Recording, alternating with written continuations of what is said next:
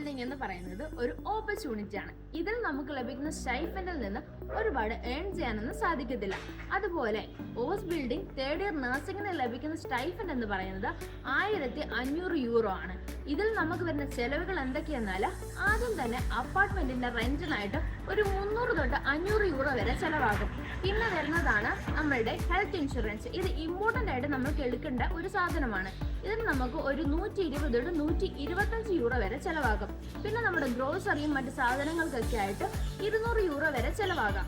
പിന്നെ നമ്മൾക്ക് ഇമ്പോർട്ടൻ്റ് ആയിട്ട് വരേണ്ടതാണ് ഫോണും ഇന്റർനെറ്റും. ഇതിന് വേണ്ടിയിട്ട് നമുക്ക് 20 തൊട്ട് 40 യൂറോ വരെ ചെലവാകാം.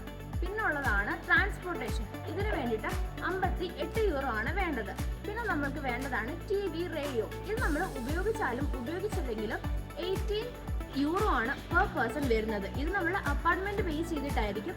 കൂടുതൽ പേര് അപ്പാർട്ട്മെന്റിലുണ്ടെങ്കിൽ അത് ഡിവൈഡ് ആയി പോകുമ്പോൾ 18 യൂറോയിൽ നിന്ന് ചെറുതാകാനുള്ള ചാൻസസ് ഉണ്ട്. ഇങ്ങനെ ആകെ മൊത്തം നമുക്ക് വരുന്ന ചെലവുകൾ എന്ന് പറഞ്ഞാൽ 850 യൂറോ ആണ്. ഇനിയും കൂടുതൽ കാര്യങ്ങൾ അറിയാനായിട്ട് ഫോളോ ആൽഫ ആർക്ക്.